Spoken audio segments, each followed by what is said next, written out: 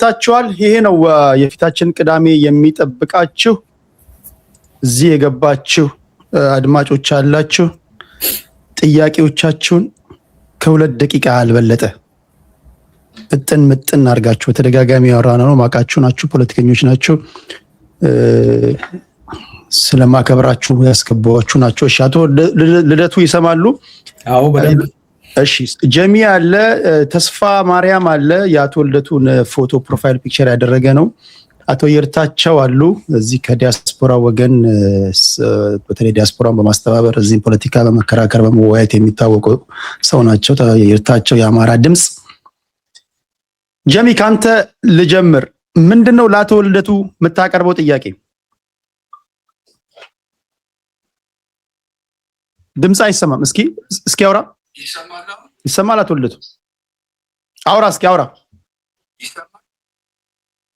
ቆይ ማይክ ላስጠጋኝ። አሁን እስቲ ይሰማል? ይሰማል። ቆይ ይርታቸው፣ ቆይ ለዩቲዩብ ላይ ይሰማል? አሁን ይሰማል? አውራ፣ እስኪ አውራ። ይሰማል? አሁን እሺ፣ ጥያቄን ቀጥላለሁ። አመሰግናለሁ ለተሰጠኝ እድል። በቅድሚያ ያኔ ዛሬ 6 ዓመት በኮሮና ወቅት ተደራጅታችሁ የሽግግር መንግስት ነው፣ ከዚህ በኋላ እኛና መንግስት እኩል ስልጣንና ስታተስ ነው ያለን፣ ከመስከረም በኋላ የሚሰማቸው መከላከያ ለመንግስት የሚታዘዝ የለም ሲሉ ነበረ ከአቶ ጀዋር ጋር ባደረጉት አንድ ኢንተርቪው ማለት ነው።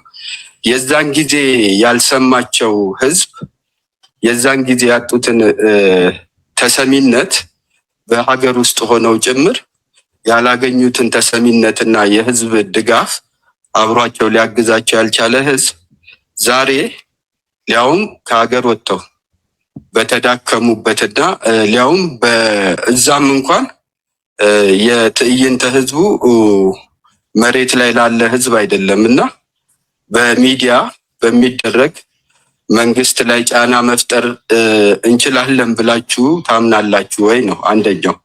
ሁለተኛው የውጭ ሀገር ትግል አገር ውስጥ ምንም ተጽዕኖ እንደማያመጣ እያወቃችሁ አሁንም ከንቱ የሆነ ህዝብን ቢዚ ከማድረግ የዘለለ ጠቀሜታ ይኖረዋል የእናንተ አሁን እንቅስቃሴ እንደው አንረሳ አይመስልም ወይ የሚለውን በደንብ ለማንሳት እፈልጋለሁ። ምክንያቱም በሀገር ውስጥ ካልሆነ የትኛውም ትግል በኢህአዴግ ጊዜም ትግል እንደዛ አልመጣምና አሁን ይሆናል ወይ ሊያውም በዚህ ወቅት የሚል ነገር አለኝ።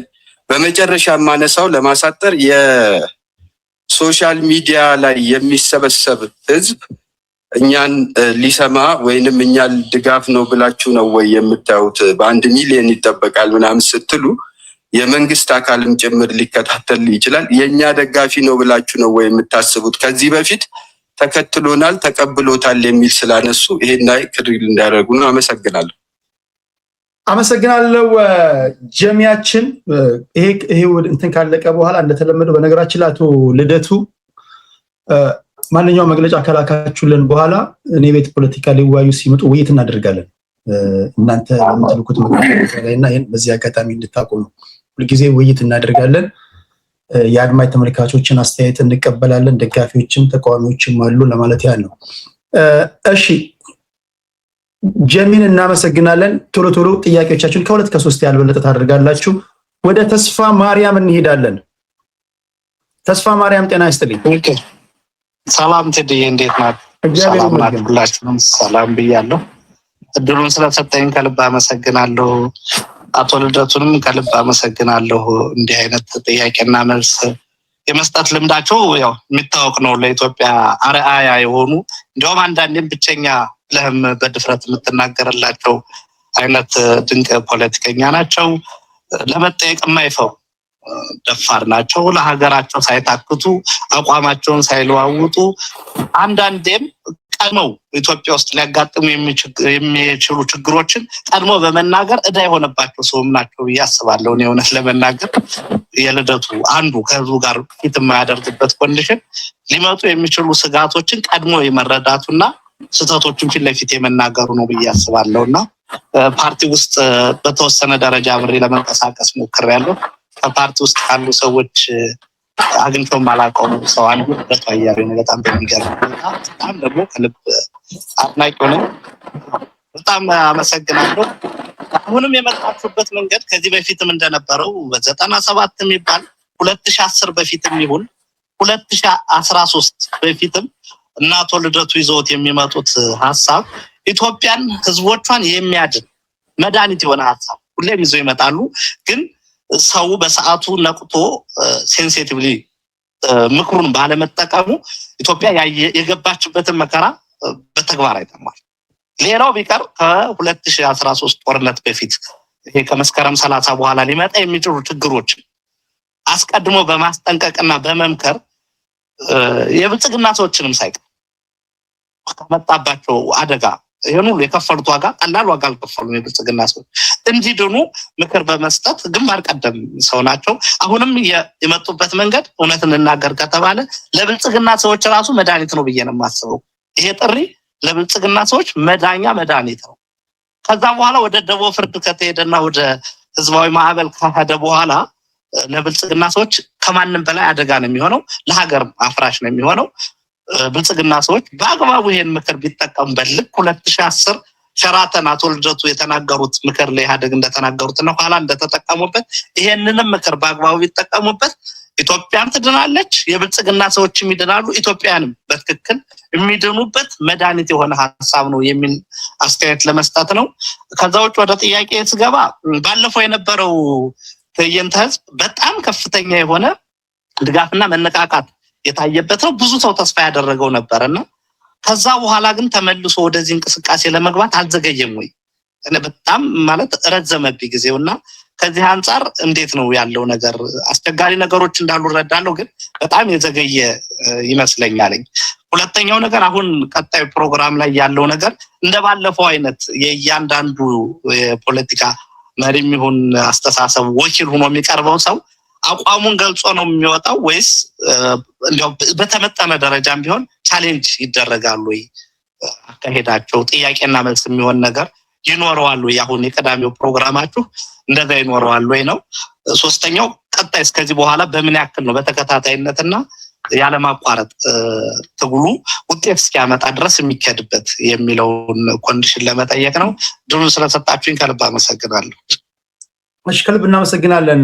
ተስፋ ማርያም በቲክቶክ ላይ ላላችሁ 1000 ሰዎች ብቻ ሳይሆን በፌስቡክም በዩቲዩብም ላላችሁ ሰዎች ይሄው ቲክቶክ አካውንት ለሌላችሁ በተቻለ መጠን ለሁላችሁም ፌር ለመሆን ስልክ ቁጥር አስቀምጫለሁ። አቶ ልደቱ እስከቻሉ ድረስ ሰዓታቸው እስከቻለ ድረስ አጫጭር ጥያቄ እንድታቀርቡ ስልክ አስቀምጫለሁ። በመደወል መሳተፍ ትችላላችሁ። ቲክቶክ ያላችሁ ደግሞ በቀደም ተከተል ነው እያስገባዋችሁ ያለው። እሺ፣ አንድ ሰው ልጨምርና ወደ መልስ ትሄዳለህ አቶ ልደቱ? እሺ ይቻላል። እሺ፣ አቶ ይርታቸው የአማራ ድምጽ እናስልን ተዲል ይርታቸው ባላለው የወልቃይት ጠገዴ የአማራ አስመላሽ ኮሚቴ አንዱ ነኝ። በዚህ በውጭም አገር ቤት ሄጄ ለረጅም ጊዜ በአካልም በ1972 ተሐት በምትመጣበት ጀምሮ በአካል በመሳሪያም ጦርነት ያደርኩ ሰው ነኝ እና ለረጅም ዓመት ተታግለን ወልቃይት ጠገዴ፣ ጎንደር ክፍለ ሀገር፣ ራያ፣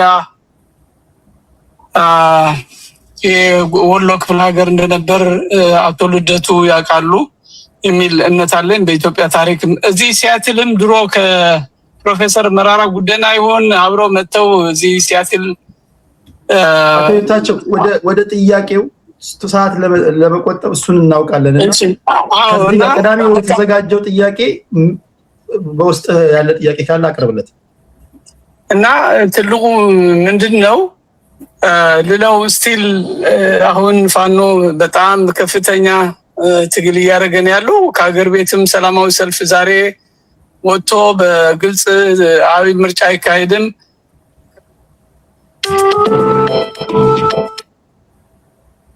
ወጥቶ በየቦታው ራያ ቆቦ እንትን እያለ ነው። በአማራ በጎጃም እንትንም እንደዛ እየተደረገ ነው ያለው በአሁን ሰዓት እና እንግዲህ ወልቃይት ጠገዴ ጎንደር የአማራ ክፍለ ሀገር መሆኑን እያወቁ 10 ጊዜ ግን ከወያኔዎች ሲቀርቡ ይህን እውነታዊ ታሪካዊ ለኢትዮጵያ ሕዝብ ጂኦግራፊ አስተዳደር መልካም አስተዳደር እንደሆነ በታሪክም ኢትዮጵያ በዘር ተከፋፍላ እዚህ ደረጃ ደርሳ እንደማታውቅ ያውቃሉና አሁን አብዛኛው ጊዜ የሚሰሩት ግን ከወያኔዎች ጋር ናቸው እና ወያኔ ደግሞ በጣም ከፍተኛ የኢትዮጵያ ጥላቻ ያለበት ኢትዮጵያን ለማፍረስ የተደራጀ ኃይል መሆኑን ነው የምረዳው። አብይ አህመድም የኢትዮጵያ ህገ መንግስትም ሊያስቀጥላቸው ጥያቄ አድርገው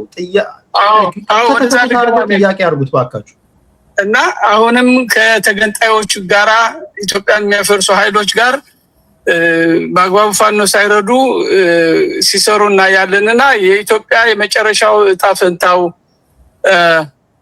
በምን መልኩ ለማስተዳደር ነው ፍላጎት ያላቸው?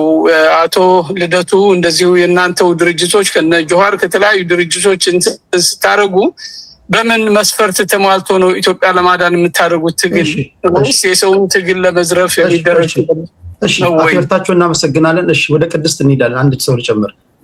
ቅድስት እሺ ለአቶ ልደቱ ጥያቄ። አመሰግናለሁ ቴዲዬ። አቶ ልደቱ ስላገኘው ደስ ብሎኛል። አቶ ልደቱ ሰላማዊ የሆነ የፖለቲካ ትግል ያስፈልጋል ብለው የሚያምኑበትን መንገድ እኔም የምደግፍ ነኝ እና ያላቸውን አጠቃላይ የፖለቲካ እይታ የምወደው አይነት ሰው ነኝ። ለሳቸው የማነሳቸው ጥያቄዎች በመጀመሪያ ቅድም ቴዲ ስታነሳው እንደነበረ ስብስቡ ላይ ጥርት ያለ ነገር አስቀምጠው እንዲሄዱ ፈልጋለሁ። በዚህ ስብስብ ውስጥ አካተው ይዘዋቸው የመጡትና የእርሶ የትግል አጋር ወይም ሰላማዊ የፖለቲካ እንቅስቃሴን እንፈልጋለን ብለው የመጡ ሰዎች እንደኔ ሳቤ በኢትዮጵያ የፖለቲካ እንቅስቃሴ ውስጥ ተፈትነው የወደቁ ጊዜና ወቅት ሲያገኙ ያገኟቸውን መድረኮች ሁሉ ለጥላቻና ለመከፋፈል እንዲሁም ለህዝብ መገዳደል አሁን ለገባንበት ውጥንቅጥ የፖለቲካ ሂደት ውስጥ ከፍተኛ አስተዋጽኦ ሲያደርጉ የነበሩና አንዳንዶቹም በ27ቱ የአስተዳደር ጊዜ ውስጥ ያመጡብንን የብሔር ፖለቲካ ሲጠብቁ የቆዩና ለዚህ ሁሉ ምስቅልቅል ዋና መሰረት የነበሩ ሰዎች የያዘ ስብስብ ነው። ኢትዮጵያን የማይወዱ የኢትዮጵያን የሉዓላዊ ግዛትና አንድነትን የማያከብሩ ያሉትን ብዝሃነቶች የማያከብሩ ሰዎች ለዚህ ለገባንበት የፖለቲካ ውጥንቅጥ በሙሉ ቁጥር አንድ የሚባሉ ሰዎችን ይዞ አሁን ሰላማዊ የሆነ የፖለቲካ እንቅስቃሴ ኢትዮጵያ ውስጥ እንፈልጋለን ብሎ የሚጠይቅ አካል ነኝ ብሎ ሲመጣ እንዴት አድርገን ኢትዮጵያውያን እንቀበል? በቅርብ ጊዜ እንኳን የሆነውን ለምሳሌ ያቀርባል። ለምሳሌ የኦላ ደጋፊ የነበሩ ሰዎች በባለፈው ፕሮግራማችሁ እየተከታተልኳችሁ ነበረ። አምነስቲ ኢንተርናሽናል ያወጣውን ሴቶችን ለሴክስ ባርነት ይዞ ድርጅቱ እያሰራ ነው የሚለውን ሰዎች ሲጠይቋቸው ተረት ነው ያሉ ሰው ይዘው መጥተው ለነፃነት ለህዝብ ነፃ መውጣት ከዚህ ሰው ጋር ተባብሬ እየታገልኩ ነው ስትለኝ ልደቱ ያንተንም ጥያቄ ውስጥ ላስገባው ያንተንም ተአማኝነት እንደገና እንድመረምር የሚያደርገኝ የማላምናቸው የወደቁ በአስተሳሰባቸው በፖለቲካ ሂደታቸው እስከዛሬ ተሞክረው የወደቁ ሰዎች ስብስብ ነው። ይሄን እንዴት ታስታርቀዋለህ? ቅድም ራስህ ስትነግረን እስካሁን ያሉ ልዩነታችንን በልዩነት ይዘን እየቀጠልን ነው፣ ልናስታርቀው አንችልም አልከን። በምን አምነን ኢትዮጵያን እናንተ እጅ ላይ እንጣላት? ተመልሳችሁ ነገር ተለያይታችሁ እንደማትአጫርሱን በምን ልናምን እንችላለን? አንዱ ይሄ ነው። ሁለተኛው ብዙ ጊዜ ያነሱት የሽግግር መንግስት ብለው ያነሳሉ አቶ ልደቱ። ይሄን የሽግግር መንግስት እየጠየቁ ካሉት ስብስቦች ውስጥ ደግሞ ከዚህ በፊት በ1983 አዲስ መንግስት ሲመጣ የሽግግር መንግስት ብለው የመሰረቱ ሰዎችን ወይም የቡድኑ ደጋፊዎችን ነው እንደገና የሽግግር መንግስት እናቋቁም የሚለውን ካምፔን እንዲሰሩ እያደረጉ ያሉት ማለት ነው።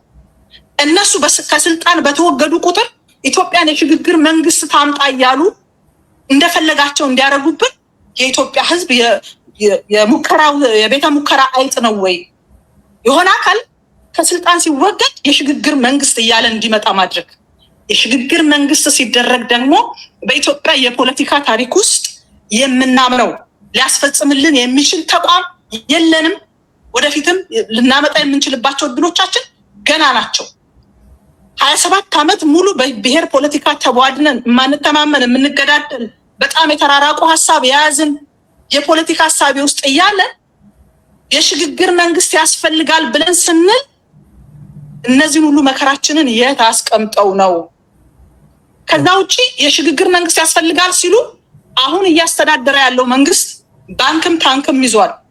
ይሄ ማለት ና ወደ ሽግግር መንግስት ገባ ሲባል ስልጣንን ጣልናና ነው እንዲህ በቀላሉ ይጥላሉ ወይ ነው ወይስ ሀገሪቷ በርስ በርስ ጦርነት ውስጥ እንደገና እንድንገዳደል የመፈለግ ነገሮችን ነው ወይ ይዛችሁ የመጣችሁት? ሌላው የመጨረሻ ጥያቄ ነው። አቶ ልደቱ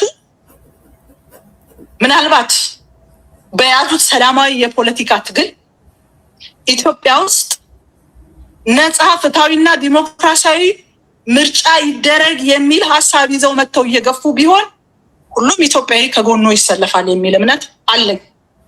ይህን በግልጽ እንዲመልሱልኝ የምጠይቀው ጥያቄ ሰላማዊ ይሄ አገዛዝ ይውደቅ፣ ሰላማዊ የሆነ ነገር ይምጣ፣ ጦርነት ይቆም እያላችሁ ያላችሁት የብዙ ሰው ጥያቄ ስለሆነ ነው። እዚህ ውስጥ ያለው ስብስብ አንድ እግሩ ከሚተኩሰው አካል ጋር ነው፣ አንድ እግሩ ደግሞ ከእርሶ ጋር ሚዲያ ላይ ነው ያለው። ሁለት ቦታ ረግጦ ሰላም መፈለግ አለ ወይ? እንደውም በዚህ የፖለቲካ ስብስባችሁ ውስጥ በተለይ ህወሓትን የማዳን እንደገና በሽግግር መንግስት ሰበብ ወደ ስልጣን የመመለስ ስራ እየሰራችሁ ነው የሚል የህዝቦች ጥያቄ አለ። ይህን እንዴት ያስተናግዱታል? አቶ ልደቱ አመሰግናለሁ ስለመጡ። በጣም ነው የማመሰግነዎት። ሰላማዊ የሆነው የፖለቲካ እንቅስቃሴዎትንና በየጊዜው የሚያመጧቸውን ነገሮችን በጣም አደንቃለሁ። አመሰግናለሁ። ከልብ ነው የማመሰግነው። አያናና ዘብር ወደ እናንተ መለሳለሁ። አቶ ልደቱ ምላሽ እንስማ እንዳይበዛባቸው። እኔም በተደጋጋሚ እንዳልኩት አቶ ልደቱ አያሌው ኢትዮጵያውያን ባሉበት ቦታ ላይ ሁሉ ደፍረው ለጥያቄ የሚመጡ ምስጉን ፖለቲከኛ ናቸው። በዚህ ማንም የሚጠራጠር የለም። የሚነሱ ጥያቄዎች አቶ ልደቱ ጋር አብዛኞቹ የሚያጠነጥኑ አቶ ልደቱ ጋር ሳይሆን እሳቸው ዙሪያ ላይ ያሉት አስተሳሰቦች ላይ ነው እና ምላሻቸውን እስኪ እንስማ። አቶ ልደቱ ቀጣዩ ደቂቃ ያንተ ነው። አዎ፣ ግን እውነቱን ለመናገር በጣም ብዙ ነው ጥያቄው። በዛ ሙሉ ቀን ምናገርም የምጨርሰው አይመስለኝም። ግን በተቻለ መጠን በጥቅሉ አድሬስ ለማድረግ ሞክራለሁ። ምክንያቱም አሁን እህቴ ራሱ ያቀረበችውን ነገር ላወራበት ብል 2 ሰዓት ላወራ እችላለሁ። ኤኒዌይ በጥቅሉ አትሊስት መሰረታዊ የሆኑትን ለማየት ሞክራለሁ። ወንድሜ የመጀመሪያው ጀሚ ነው አይደል? ጀሚ ይቅርታ፣ ከኢትዮጵያ የት ነው የሚኖረው? ውጭ ሀገር ነው ወይስ ኢትዮጵያ ያለች? ኢትዮጵያ ነው ያለው። ኦኬ ኤኒዌይ ከጀሚ ልጀምርና ይሄ መስከረም 30 የሚለው ብዙ ጊዜ በተዛባ ሁኔታ ነው የሚቀርበው። እኛ ያልነው ምንድነው በአገሪቱ ህገ መንግስት መሰረት ራሱ መንግስት በሚያምንበት ከ5 ዓመት በላይ ስልጣንን ማራዘም አይቻልም። ህገ መንግስቱ እንዳይቻል አድርጎ ነው ደለብሬትሊ ማለት ነው። ዝም ብሎ በስተት ሳይሆን ሆን ተብሎ አቢዩዝ እንዳይደረግ ታስቦ ከ5 ዓመት በኋላ በምንም ምክንያት የመንግስት ስልጣን ማራዘም አይቻልም። ስለዚህ ዶክተር አብይ ወደ ስልጣን ከመጡ በኋላ በኮቪድ ሰበብ 1 ዓመት እንዲራዘም ነው ያደረጉት። 1 ዓመት እንዲራዘም ሲያደርጉ ህጋዊ መሰረት የላቸው። 5 ዓመት የሚለው ወደ 6 ዓመት ወደሚል ተተርጉሞ ነው ስልጣናቸውን ያራዘሙት። እና እኛ ያለው ምንድነው ኮቪድ ያኔ ምርጫ እንዳይካሄድ የሚያስገድድ ጉዳይ እንደሆነ እናምናለን። ምርጫ ሊካሄድ የሚችልበት እድል አልነበረም። እሱ ምንም ጥርጥር የለውም። ምርጫ አይካሄድም። የመንግስት እድሜ መራዘም አለበት። ከተራዘመ ግን በስልጣን ላይ የነበረው አገዛዝ ሌላ 1 ዓመት ለመቀጠል የሚያስችለው ህጋዊ መሰረት የለውም። ስለዚህ ለ1 ዓመት ወይ የሽግግር ወይ ኬርቴከር የሆነ መንግስት ይቋቋማል። የኮሊሽን ጊዜያዊ ኃላፊነት ወስዶ ለ1 ዓመት ምርጫ እስኪካሄድ ድረስ ማለት ነው። በዛ መልኩ ነው ችግሩ መፈታት ያለበት እንጂ በስልጣን ላይ የነበረው ለ5 ዓመት ተብሎ የተመረጠው መንግስት 6 ዓመት የሚያስተዳድርበት ምንም የህግ ግራውንድ የለም። በህገ ወጥ መንገድ ነው የተራዘመው። እና ወንድሜ ቅድም መከላከያ አይሰማም ምናምን ብላችኋል አለ። አገሩ ኢትዮጵያ ሆኖ ነው እንጂ መከላከያ መስማት አልነበረበትም። አትችልም፣ ህገ መንግስቱ አይፈቅድልህም። ያንተ ኮንትራት 5 ዓመት ነው። ከዚህ በኋላ ይቀጥላል ካልክ ከሌሎች ጋራ ኮሊሽን ፈጥረህ በተለየ ድርድር ነው ሊቀጥል የሚቻለው እንጂ ዝም ብለህ ስልጣንህን ማስቀጠል አትችልም ነበር መባል የነበረበት። አንደኛ ሀገሩ ኢትዮጵያ ስለሆነ ተቋማት በነፃነት ስለማይሰሩ የጸጥታ ኃይሉን ህገ መንግስቱን የማስከበር ሳይሆን ለአገዛዝ የመስራት ኃላፊነት ስለወሰደ ነው ጥያቄው ያልተነሳው። እኛ ያኔ ያስቀመጥነው ጥያቄ ምንም ስህተት የለው፣ ህጋዊ ጥያቄ። ምርጫው ሊካሄድ አይችልም? አዎ የግድ አካሂዱ አላልንም። እንደውም እኔ ያኔ ሁሉ ጊዜ በምርጫ የሚፈታ ችግር የለም መጀመሪያ ሽግግር ነው መምጣት ያለበት ነው ስለ ነበር እንጂ የግድ ምርጫ አሁን ይካሄድ አላልንም። ነገር ግን የምታራዝሙ ከሆነ ህጉ አይፈቅድም። በፖለቲካ ድርድር ነው የምትችሉት ይሄን ማድረግ ማለት አንኮንስቲቱሽናል በሆነ መልኩ ወይም ኤክስትራ ኮንስቲቱሽናል በሆነ ድርድር ነው ይሄን ማድረግ የምትችሉት እንጂ በኮንስቲቱሽኑ አትችሉም። 5 ዓመት የሚለውን ነገር በምንም ተአምር 6 ዓመት ብላችሁ ልትተረጉሙት አትችሉም ያለው። በጣም በተሳሳተና ህገወጥ በሆነ መንገድ ነው ህገ መንግስቱ እንዲተረጎም ተደርጎ ህገ መንግስቱ ተጥሶ ነው የተራዘመው እና እዛ ላይ ስህተት የለም። ግን ያው መንግስት ለፕሮፓጋንዳ እያዛባ ያቀርበዋል ብዙ ጊዜ። አንድ እሱ ቢገነዘቡት ጥሩ ነው። ሁለተኛ ያኔ ተቀባይነት ያላገኛችሁ ያሉት ነገር አለ ወንድሜ፣ እውነት ነው። ያኔ ይሄ ሐሳብ ተቀባይነት አልነበረው። ምክንያቱም ዶክተር አብይን እንደ ለውጥ ሐዋርያ እንደ ለውጥ ሰው ቆጥሮ ይደግፋቸው የነበረው ህዝብ በጣም ብዙ ነው። የኛ ደጋፊዎች በጣም ጥቂት ነው የነበሩት ያኔ። ምክንያቱም ተስፋ ነበረው ህዝብ ይሄ ሰውዬ በትክክልም ያሻግሩናል ወደ ዲሞክራሲ ብሎ ያምን ነበር እና ደጋፊያቸው ህዝብ በጣም ብዙ ነበር። እኛ ያነሳነውን የህግ ጥያቄ ራሱ ሰከን ብሎ ራሽናሊ ለማየት ለመመርመር ይፈልጋል ነበር። አፋችሁን ዝጉን ያለ ያ ሁሉ አፋችሁን ዝጉን ያለ ሰው ግን አብዛኛው አሁን ተቃዋሚ ነው። ትናንት የተናገርነው ነገር ትክክል እንደሆነ አሁን ገብቶታል። አንድ እሱ ነው ማወቅ ያለበት። ሌላ የሽግግር ጥያቄ ያኔ እንደውም በፓርቲ ደረጃ 2 ፓርቲ 3 ፓርቲዎች ማክሲመም ከ70 ምናምን ፓርቲ የሽግግር መንግስት ጥያቄን ያነሳ ነው። እኛንን መጀመሪያ ያነሳ ነው 2-3 ፓርቲዎች ነበር። ማንም ራሱ የተቃዋሚ ፓርቲዎች የሚደግፉት አልነበረም። በነገራችን ላይ እኔም ዶክተር አብይ በመጡ ማግስት ሽግግር መንግስት ያስፈልጋል ብዬ አላምንም ነበር። ምክንያቱም ጀኒውንሊ ወደ ዲሞክራሲ የለውጥ ኃይል የተባለው አካል ሊያሸጋግር ይችላል፣ ምቹ ሁኔታ ይፈጥራል የሚል እምነት ስለነበረኝ የሽግግር መንግስት ተቃዋሚ ነው የነበርኩት። ኋላ ነው አሜሪካን መጥተው እኔ ያሻግራችኋለሁ ሲሉ ነው አይ በግለሰብ ደረጃ ኢትዮጵያን ማንም ሊያሻግር አይችልም። አንዳችን አሻጋሪ ሌላችን ተሻጋሪ አንሆንም። የምናሻግረው በጋራ ነው። ይሄን ያቁሙ ያልኩት ያኔ ነው። ከዛ በኋላ ነው የሽግግር ጥያቄ የመጣው እንጂ የሽግግር መንግስት ጥያቄ እኔም በፊት ተቃዋሚ ነው የነበርኩት። የሽግግር መንግስት እኮ በቃ በስልጣን ላይ ያለው መንግስት ችግሩን ሊፈታ እንደማይችል ተስፋ ስትቆርጥ የምታነሳው አማራጭ እንጂ የሚፈለግ እኮ አማራጭ አይደለም። ይሄ አምባገነን ባለበት ሀገር አንጻራዊ የሆነ ሰላም መረጋጋት ካለ በተወሰነ ደረጃ ሰብአዊ መብቶች የሚከበሩ ከሆነ መልካም አስተዳደር ካለ የሽግግር ጥያቄ የሚደገፍ አይደለም። ግን ኢትዮጵያ አሁን ባለችበት ቀውስ ግን ከሽግግር በታች ችግሩን መፍታት ስለማይቻል ተገደን የያዝነው አጀንዳ መሆኑን ማወቅ ያስፈልጋል።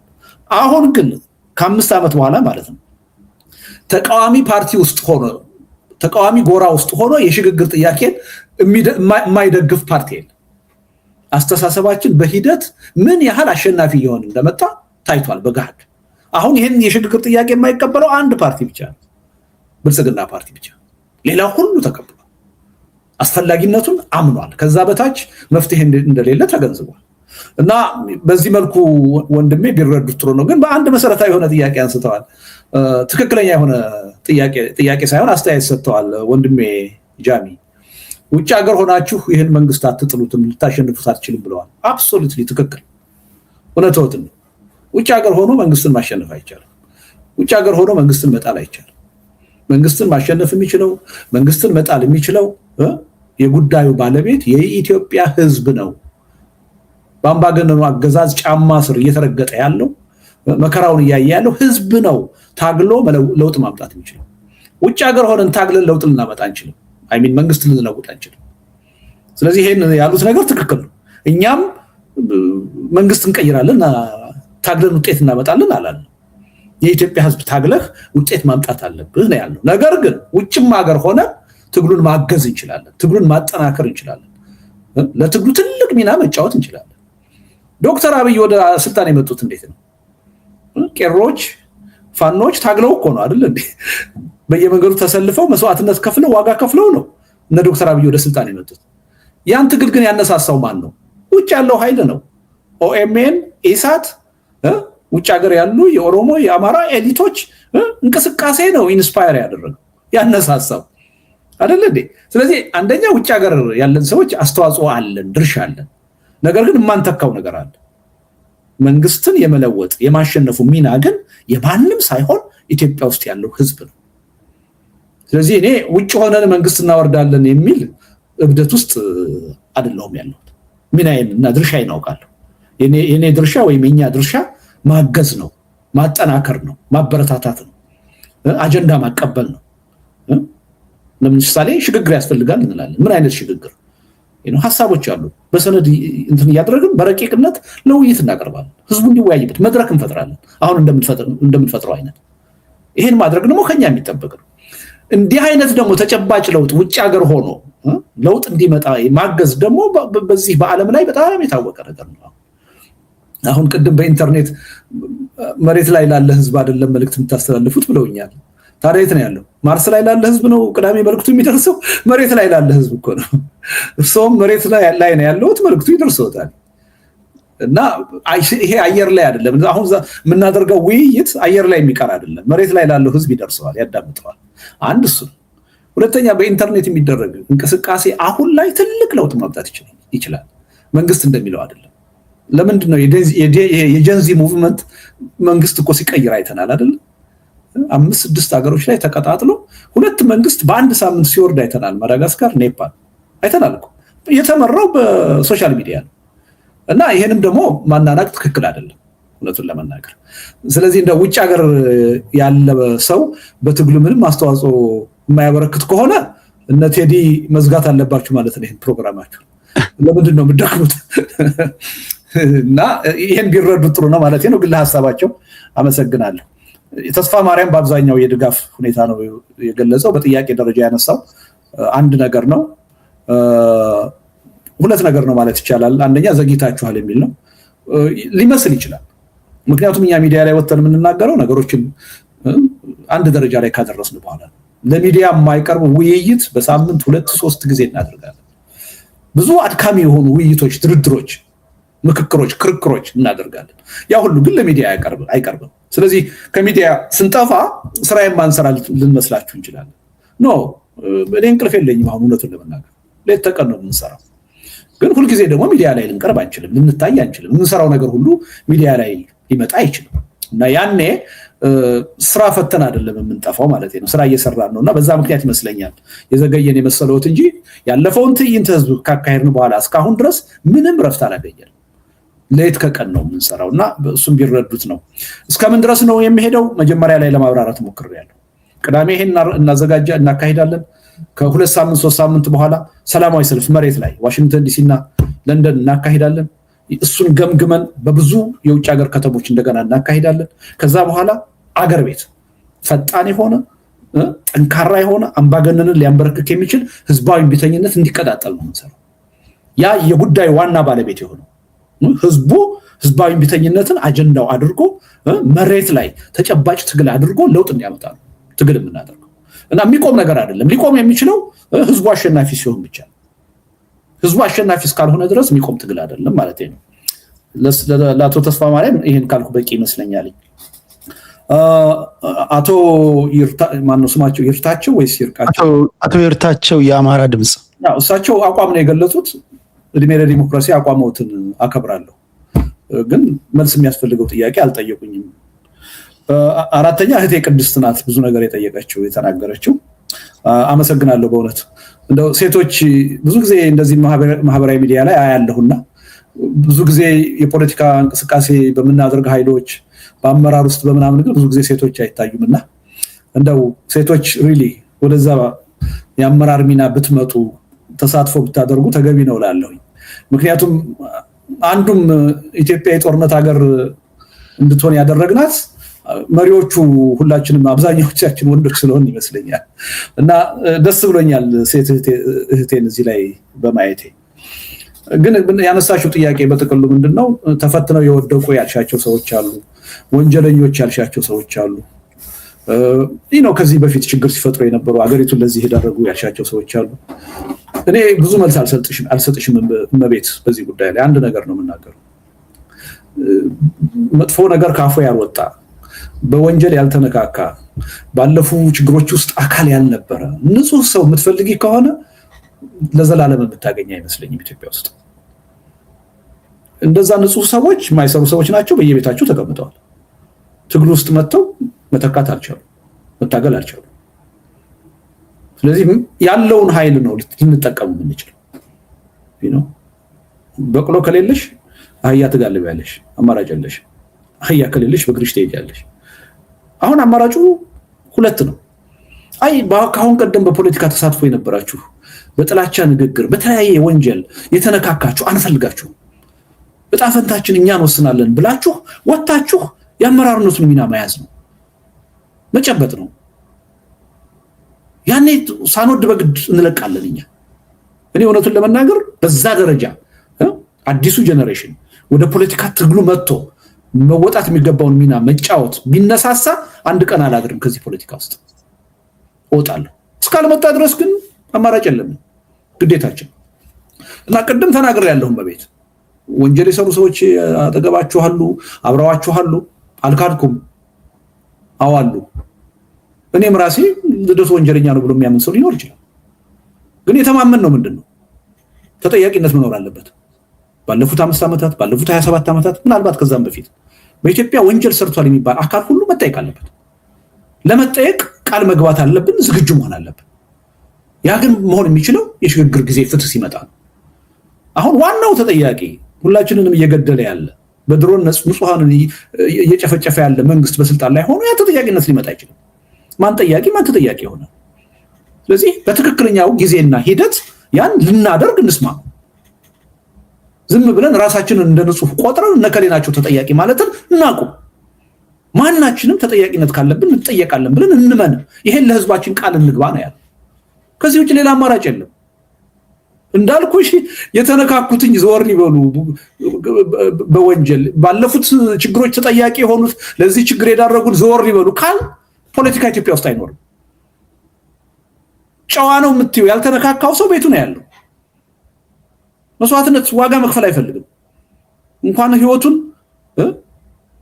ጊዜውን መስዋዕት ማድረግ አይፈልግም ገንዘቡን መስዋዕት ሊያደርግ አይፈልግም ከሌሎች ነው ነፃነትን ለውጥን የሚጠብቀው እንዲህ አይነት ሁኔታ ባለበት ሁኔታ ወደን አይደለም ተገደን ነው ንጽት ካሉ ንጹህ ሰዎች ጋር ብንሰራ ሁላችንም እንወዳለን ከሌለ ግን የለም ነው ካለው ጋራ መስራት ግዴታችን ነው ግን ደግሞ ተጠያቂነት መታለፍ የለበት ተገቢው ጊዜ ሲመጣ ሁኔታዎች ሲመቻቹ በሽግግር ጊዜ ፍትህ ዳኝነት መኖር አለበት ብለን እናምናለን ይሄ ነው በሚያስማማን ቀመር እንጂ ወደን አይደለም ማለት ነው መቤት አይ አንፈልጋችሁም ካላችሁ እኔ ሌጂቲሜት የሆነ ጥያቄ ነው ብዬ ነው ማለት እንደው እናንተ ይሄ ከ45 ከ50 ዓመት በላይ ያላችሁ ሰዎች እኔን ጨምሮ ማለት ነው በቃ ከዚህ በኋላ ለፖለቲካ አታስፈልጉና ችግራችንን አባባሳችሁት እንጂ አንፈታችሁትም ዞር በሉ ብትሉን ደስታውን አልችልም ግን ባዶ ዞር በሉ የትም አያደርስ ፕራክቲካሊ መታችሁ መተካት አለባችሁ እኛ አገሩ ወደ በጎ አቅጣጫ መውሰድ አለባችሁ መታገል አለባችሁ ያን ሚና መጫወት ካልፈለጋችሁ ቤታችሁ ከተቀመጣችሁ ግን ተወደደም ተጠላም እኛን ቀጥላለን ለማንም ተሰኑ ሊላጅ በዚህ ደረጃ ሄድ ታዩ ጥሩ አንዳንዶቹ የሞራል ጥያቄዎች ናቸው እኛም ሞራል አለን እንዳንቺ ይፈትነናል ያ ነገር እኔ እኮ 27 ዓመት የኢህአዴግን አገዛዝ ነው ወይም ደግሞ ህውሃትን ነው ስታገል ይኖርኩት በህውሃት ጊዜ ወይም በኢህአዴግ ጊዜ 5 ጊዜ ታስሬ ተፈትቻለሁ ተገርፌያለሁ ጤናዬን አጥቻለሁ ብዙ ነገር አጥቻለሁ አሁን ግን ከህውሃትም ጋር ጭምር ወይም ከትግራይ ኃይሎች ጋር ጭምር መነጋገር ያስፈልጋል ብዬ አምናለሁ መደራደር ያስፈልጋል ብዬ አምናለሁ ችግራችንን መፍታት ያስፈልጋል ብዬ አምናለሁ ከነሱም ጋር በጠላትነት መታየት የለብንም ብዬ አምናለሁ ቅድም እንዳልኩት ነው የግል ጉዳይ አይደለም የግል ምርጫዬን ብትጠይቀኝ ብዙ ነገር አሳጥተውኛል ከነሱ ጋር መታየትም መስራትም ላልፈልግ ይችላል በዚህ ደረጃ በወደ ሰፊነት የኢትዮጵያን ጉዳይ ካላየ ነው መፍትሄ ሊመጣ ይችላል እና አንዳንድ የምንሰራው ስራ አንቺ ያየሽውን ነገር ማየት አቅቶና አይደለም ችግሩ አስገድዶን ነው በዚህ መንገድ ብቻ እንድንሄድ ተገደን ነው እና ይሄን ትንሽ አንደርስታንድ ማድረግ ተገቢ ይመስለኛል ሌላው ያው እንዴት እንመናችሁ ብለሻል አይደለም? አብሮ የሚሄድ ጥያቄ ነው። አሁን እኔን እንዴት እንመንህ የሚለኝ ብዙ ሰው አለ። እንግዲህ መነኝ ብዬ ጨው አይደለሁም ቅመሴ ልል አልችልም። በተግባሬ ነው ልፈተን የምችለው። ግን ደግሞ እኔን ከማመን ውጭ አማራጭ ያላችሁ አይመስለኝም። የወጣትነት ዘመኔን ለትግሉ መስዋዕትነት አድርጌያለሁ። ጤናዬን መስዋዕትነት አድርጌያለሁ። እድሜ ልኬን ያፈራሁትን ሀብት ንብረት ተወርሻለሁ። አሁን አንድ ንብረት የለኝ፣ አንድ ብር ባንክ የለኝም። ተወርሻለሁ። መኖሪያ ቤቴን ተወርሻለሁ። ድርጅቴን ተወርሻለሁ። የነተበ ድሃ ነው የሆንኩት። ከሁሉ በላይ ደግሞ አገሬን ተነጥቄያለሁ። አገሬ እንዳልሄድ ተከልክያለሁ። ዜግነቴን ተቀምቻለሁ ማለት ነው። ይህን መንግስት ነው የምታገለው። እኔን ያላመናችሁ ማንን ነው የምታምኑት? ከየት ነው የሚመጣላችሁ ከዚህ በላይ ዋጋ ሊከፍል የሚችል? እና አንዳንድ ጊዜ ነው በደንብ ነገሩን ሰፋ አድርገን ማየት ያለብን ይመስለኛል። ግን ካላመናችሁን ደግሞ እሰየው፣ ኑ ተኩን፣ ያዙት የፖለቲካ መድረኩን። መብታችሁ እኮ ነው። እኛ በር ልንዘጋ የምንችልበት ምንም እድል የለን። ኑ ያን ማድረግ ነው። ያን ብታደርጉ ነው ደስታውን አልችልም። እስካሁን የከፈልኩት መስዋዕትነት እንዳለ ሆኖ ከዚህ በኋላ እኔ አትሊስት እንደ ማንኛውም ሰው ተራ ህይወት ብኖር ደስ ይለኛል። ባርፍ ደስ ይለኛል። ግን የለም። ለዛ ነው እንጂ በኢትዮጵያ ፖለቲካ ቆሽሸን መኖር ፈልገን አይደለም። ምንም የተጠቀምነው ነገር የለም። ያለ ስማችን ስም እየተሰጠን ድሃዎች ሆነን ቤተሰብ መመስረት ሳንችል ስደተኞች ሆነን እንድኖር የተገደድነው። ምን ተጠቀም? የሚያስቀና ሁኔታ አይደለም። ሳንፈልግ የተገኘንበት መድረክ ነው ይሄ እና በዛ መልኩ ማየቱ ጥሩ ይመስለኛል። ምክንያቱም ዝርዝር ውስጥ ላይ ልግባብል ብዙም ችግር ያለው ይመስለኛል። ይሄ ሁለት እግር ያልሽው ነገር አለ፣ የሚነሳ ጥያቄ ነው። መቤት በትጥቅ ትግል የሚያምኑ ሰዎች ትጥቅ ትግል እያደረጉ ነው። ነገር ግን ሰላማዊ ትግል መካሄድ አለበት፣ እሱም ያስፈልጋል። የሚከፈለውን መስዋዕትነት ያሳጥረዋል ብሎ ካመኑና ትጥቅ ሰላማዊ ትግል ቢደግፉ ሰየው ነው ማቹሪቲ ነው ብዬ ነው የምወስደው። ነገር ግን እንደኔ ደግሞ በሰላማዊ ትግል የምናምን ሰዎች አለ።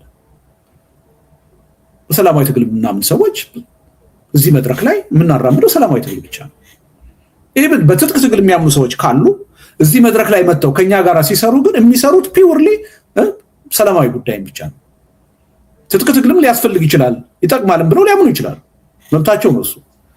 የሚሰሩት እኛ ጋር ሲገናኙ በዚህ መድረክ ውስጥ የሚሰሩት ስራ ግን ፒውርሊ ሰላማዊ ብቻ፣ በሰላማዊ መንገድ በህዝባዊ እምቢተኝነት ማዕቀፍ ያለን ስራ ብቻ የሚሰሩት። ከዛ ውጪ ሁለቱን አቀላቅለን ስንፈልግ በሰላም ስንፈልግ በጦርነት የሚል እንቅስቃሴ የሚያደርግ ድርጅት ውስጥ አይደለንም ያለው። አሁን እኛ የፈጠርነው ስብስብ ፒውርሊ ሰላማዊ ህዝባዊ እምቢተኝነትን ብቻ የሚሰራ። በእኛ መድረክ ውስጥ የጦርነት ቅስቀሳ አይደረግም። እንኳንስ የጦርነት ቅስቀሳ የጥላቻ ንግግር ማድረግ ክልክል ነው። እኛና እነሱ የሚል ፖለቲካ ማራመድ ክልክል ነው። ጦርነትንም አንሰብክም። ነገር ግን ጠበንጃ ያነሱ ወንድሞቻችን፣ ጦርነት ውስጥ ያሉ ወንድሞቻችን ለምን እንደሚዋጉ ደግሞ ሪኮግናይዝ እናደርጋለን። አሁን ባለው የኢትዮጵያ ተጨባጭ ሁኔታ እነሱን እንደ ጥፋተኛ ቆጥር ልናወግዝ አንችልም። ምክንያቱም ወደዛ የገፋቸው መንግስት ነው፣ ጦረኛው መንግስት ነው። ይሄ ችግር ባለበት ሁኔታ ለምን ጠበንጃ ያነሳችሁ ብለን ልንከሳችን አንችልም። ቅድም እንዳልኩት መንግስት ግን ወደ እውነተኛ ሰላም ድርድር ቢመጣ ግን አዎ እነሱም ላይ ጫና እንፈጥራለን። አሁን ግን ሪሊ ጫና የምንፈጥረው በዋናነት መንግስት ላይ ነው። ምክንያቱም የጉዳዩ ዋና ተጠያቂ ዋና ምንጭ መንግስት ነው ብለን ስለምናምን በሱ መልኩ ብታየው ጥሩ ነው። ህወሓትን የማዳን ምናምን የሚል ጥያቄ አለ። ህወሓትን በኔ መጠን የታገለው ሰው የለም። ህወሓትን በኔ መጠን ዋጋ ያስከፈለው ሰው ያለ አይመስለኝም። እንደዚህ አይነት ፖለቲካ ውስጥ አይደለንም ያለነው። ኢትዮጵያ የምትድን ከሆነ ህዝቡ የሚድን ከሆነ ህወሓትን ጨምሮ ማንኛውም የፖለቲካ ድርጅት ህልውና ኑሮት ቢቀጥል ደስ ይለኛል፣ ችግር የለብኝም። ግን በአስተሳሰብ ካልሽ የወጣትነት እድሜን ያጠፋሁት እኔ ህወሓትን ስታገል የህወሓት አስተሳሰብ እንዳይኖር እፈልጋለሁ። ታግየዋለሁም ከማንም ሰው ባላነሰ። ግን የኢትዮጵያ ችግር አሁን እኛና እነሱ በሚል የሚፈታ አይደለም። ሆደ ሰፊ ሆነን ሁላችንም ባለፈው ነገር ተጸጽተን ራሳችንን ለተጠያቂነት ዝግጁ አድርገን የህዝቡንና የሀገሩን ጉዳይ አስቀድመን መታገል ያለብን ጉዳይ ወደዛ ነው እየሄድን ያለን እና አሁን በጎ ጅምሮች መሰባሰቦች እየተፈጠሩ ያሉትም ያለ ምክንያት አይደለም። በተናጠል ሂደን የትም አንደርስም። እኛ ብቻ እናሸንፋለን የሚለው አካሄድ የትም አላደረሰንም። መተባበር የግድ ነው። ለህዝባችን ዋጋ መክፈል ካለብን የህዝባችንን ሰቆቃ ማሳጠር ካለብን ይሄን ማድረግ ግዴታችን ነው የሚል ጥሩ አስተሳሰብ እየተፈጠረ መጥቷል። ይሄን የበለጠ ማድነቅና ማጠናከር ተገቢ ይመስለኛል። አይ ቲንክ በዚህ ደረጃ ካልኩ በቂ ይመስለኛል። ከልብ ነው ማመሰግነው። እንደ ሰዓታችሁ እስካሁን ቲክቶክ ላይ ብቻ 30,000 ሰዎች ነው እያደመጣችሁ ያላችሁት። እዚህ ጋር 1500 ሰዎች ትታዩኛላችሁ። ዩቲዩብ ላይም ያላችሁ ቲክቶክ ላይ ሪኩዌስት ልከው የገቡ አሉ። መጨናነቅ እንዳይፈጠር ነው በቲክቶክ ያደረኩት። መጨረሻ ላይ ቲክቶክ አካውንት ለሌላችሁ በስልክ መጠየቅ ትችላላችሁ። ቅዳሜ የሚደረግ ትዕይንተ ሰላማዊ ሰልፍ ነው በትዕይንተ መስኮት። 3 ጥያቄዎችን ልቀበል። ጋዜጠኛ ሳልሳዊት ባይነሳኝ ይመር እዚህ አይቼሽ ነበረ የጠፋሽ። ኦኬ ወደ አያና ልሂድ። አያና ለአቶ ልደቱ የምታቀርበው ጥያቄ ካለ ይኸው ቀጣዩ ደቂቃ አንተ ነው። እሺ አመሰግናለሁ ቴዲ። አቶ ልደቱ ስላየሁ ደስ ብሎኛል። ከዚህ በፊት ሌላ መድረክ ላይም እንደዚሁ አግኝቼ አውቃለሁ እና የሚያደርጉትን ነገር እከታተላለሁ። ቴዲ አርፍጄ ስለሆነ የመጣሁት የምጠይቀው ጥያቄ ምናልባት ተደጋጋሚ እንዳይሆን እየጠየቅኩ ያለው ከዚህ በፊት ተነስቶ የተመለሰ ከሆነ ልታስቆመኝ ትችላለህ። 1-2 ያው ሪዘርቭ ጥያቄም ስላለኝ እተካለሁ ለማለት ነው። አሁን አቶ ልደቱ ካነሱት ልጀምር።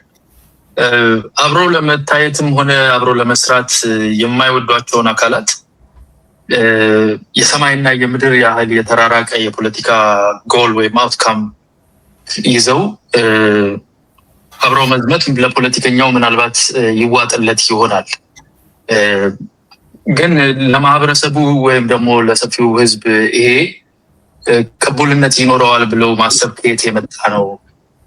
አሁን እንግዲህ በሚዲያ ላይ ሚሊዮን ሰው አየ፣ 1,000 ሰው አየ። እኛ ሚዲያው ያው ሶሻል ሚዲያ ላይ ያለን ሰዎች እናውቃለን።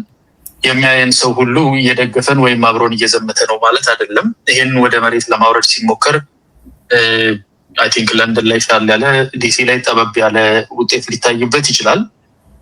ሚዲያውን አይነት ሊሆን ግን አይችልም። ይሄም ደግሞ አቶ ልደቱ ምናልባት ከሞራል ግራውንድ አንፃር አብረዋቸው ሊሰሩ የማይፈልጉ አካላትን ይሄንን ዋጥ አድርገው ኮንቴንድ ለሆነ አላማ አብረው ሊቆሙ ይችላሉ። ህዝብ ግን በዛ ደረጃ አይሄድም።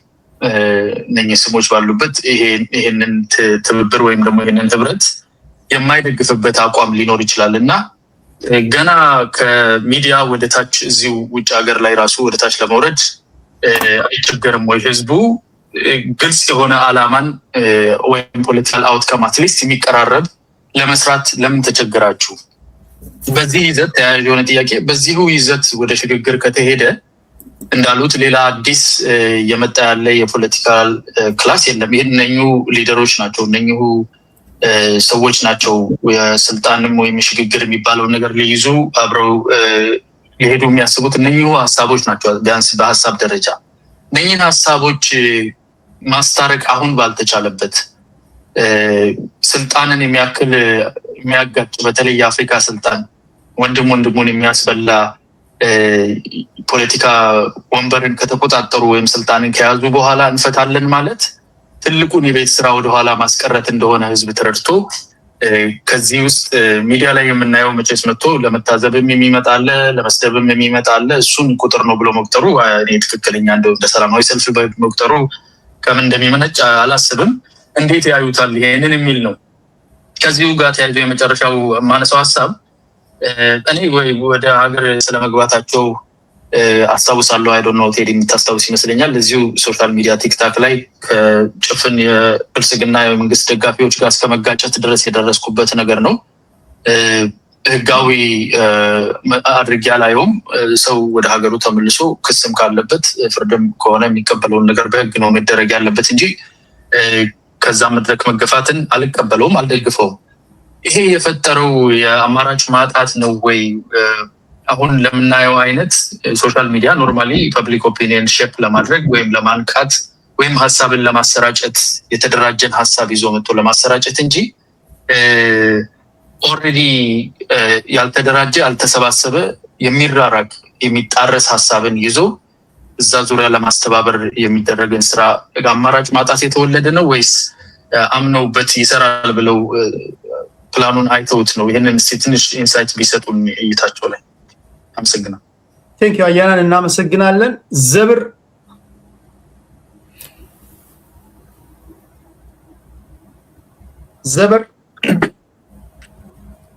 ሰላም ቴዲ፣ በጣም የምወድህና የማከብርህ ልደቱ ሰላምታዬ ይድረስ። አይሰማም ድምጼ? ይሰማል።